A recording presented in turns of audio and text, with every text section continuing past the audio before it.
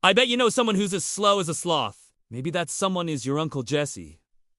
You know, the one who's always 45 minutes late to everything? But you're not here to talk about your Uncle Jesse. You're here to talk about sloths. And there's one main reason why they're so slow. It has to do with their metabolism. Metabolism is a collection of processes that occur within a living organism to sustain life.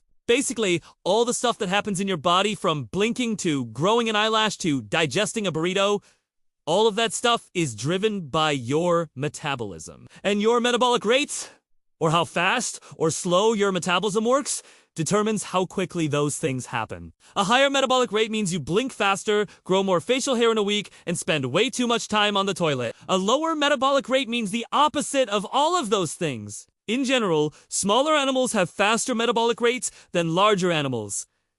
That makes sense? If you're a mouse, you need to eat more food and burn more energy to stay alive than, say, a blue whale. Because mice have more surface area relative to their volume than whales do. More surface area means more opportunities for your body to exchange energy with its environment, which means you lose energy faster and need to replace it faster. Small animals like mice also tend to have faster heart rates and breathe faster than larger animals. All of this energy expenditure keeps their metabolism revved.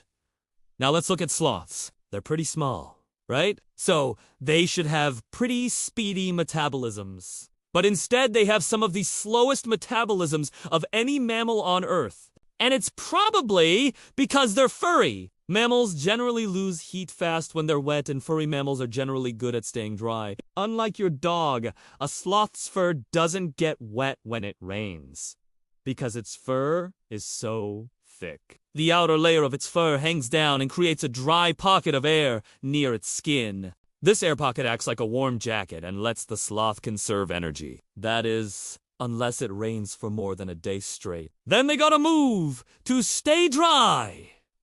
And then they get tired, and then they die. Sloth fur can also help them camouflage into their surroundings, which helps them avoid predators like humans and jaguars. Their fur might even be a factor in their super slow movement. Each sloth hair has 2 to 4 tiny channels running through it. Those channels allow water to trickle down the hair and over the sloth's skin, which keeps them moist and helps them cool off. But the water moves through the channels really slowly. Which makes sense because sloths don't exactly move with lightning speed. But that also means that if there isn't enough water to begin with, these sloths can dehydrate before the water even hits the ground. When you combine all of these sloth adaptations, you get an animal that expends very little energy, sleeps up to 15 hours. A day has a super slow metabolism and moves so slowly that insects have to find another host. Some people are just naturally slower than others, but none of us are as slow as a sloth. Now, go watch what would happen if you dropped a sloth from a tree. Or check out this video instead.